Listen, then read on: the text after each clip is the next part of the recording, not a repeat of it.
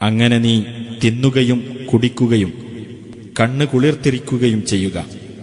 ഇനി നീ മനുഷ്യരിൽ ആരെയെങ്കിലും കാണുന്ന പക്ഷം ഇപ്രകാരം പറഞ്ഞേക്കുക: പരമകാരുണികനു വേണ്ടി ഞാൻ ഒരു വ്രതം നേർന്നിരിക്കുകയാണ്. അതിനാൽ ഇന്നു ഞാൻ ഒരു മനുഷ്യനോടും സംസാരിക്കുകയില്ല തന്നെ. അനന്തരം കുട്ടിയെയും വഹിച്ചുകൊണ്ട് അവൾ തന്റെ ആളുകളുടെ അടുത്ത് ചെന്നു. അവർ പറഞ്ഞു: മറിയമേ, ആക്ഷേപകരമായ ഒരു കാര്യം തന്നെയാകുന്നു നീ ചെയ്തിരിക്കുന്നത്. ഹേ ഹാറൂന്റെ സഹോദരി, നിന്റെ പിതാവ് ഒരു ചീത്ത മനുഷ്യനായിരുന്നില്ല, നിന്റെ മാതാവ് ഒരു ദുർനടപടിക്കാരിയുമായിരുന്നില്ല. വേദഗ്രന്ഥത്തിൽ മറിയമിനെപ്പറ്റിയുള്ള വിവരം നീ പറഞ്ഞുകൊടുക്കുക. അവൾ തന്റെ വീട്ടുകാരിൽ നിന്നകന്ന് കിഴക്കുഭാഗത്തുള്ള ഒരു സ്ഥലത്തേക്ക് മാറി താമസിച്ച സന്ദർഭം.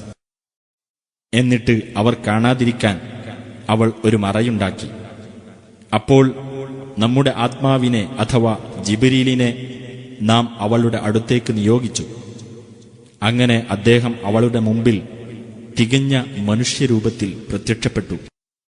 അവൾ പറഞ്ഞു: തീർച്ചയായും നിന്നിൽ നിന്ന് ഞാൻ പരമകാരുണികനിൽ ശരണം പ്രാപിക്കുന്നു. നീ ധർമ്മനിഷ്ഠയുള്ളവനാണെങ്കിൽ എന്നെ വിട്ട് മാറിപ്പോകൂ. ജിബ്രീൽ പറഞ്ഞു: പരിശുദ്ധനായ ഒരു ആൺകുട്ടിയെ നിനക്ക് ദാനം ചെയ്യുന്നതിനു വേണ്ടി നിന്റെ രക്ഷിതാവ് അയച്ച ദൂതൻ മാത്രമാകുന്നു ഞാൻ.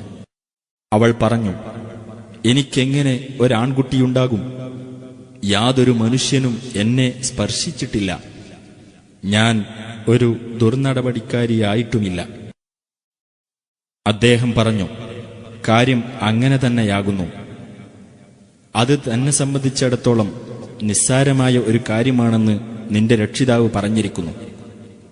ആ കുട്ടിയെ മനുഷ്യർക്കൊരു ദൃഷ്ടാന്തവും നമ്മുടെ പക്കൽ നിന്നുള്ള കാരുണ്യവും ആക്കാനും നാം ഉദ്ദേശിക്കുന്നു. അത് തീരുമാനിക്കപ്പെട്ട ഒരു കാര്യമാകുന്നു. അങ്ങനെ അവനെ ഗർഭം ധരിക്കുകയും എന്നിട്ട് അതുമായി അവൾ അകലെ ഒരു സ്ഥലത്ത് മാറി താമസിക്കുകയും ചെയ്തു.